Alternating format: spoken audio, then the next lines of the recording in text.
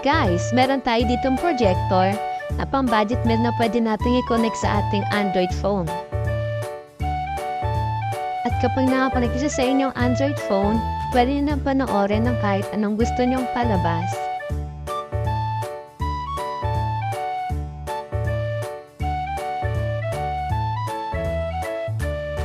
Basta guys, pares ng Wi-Fi si cellphone and then si projector and meron kayong cash receiver sa inyong Android, pwede na kayong manood sa inyong cellphone na nakakonect sa ating projector.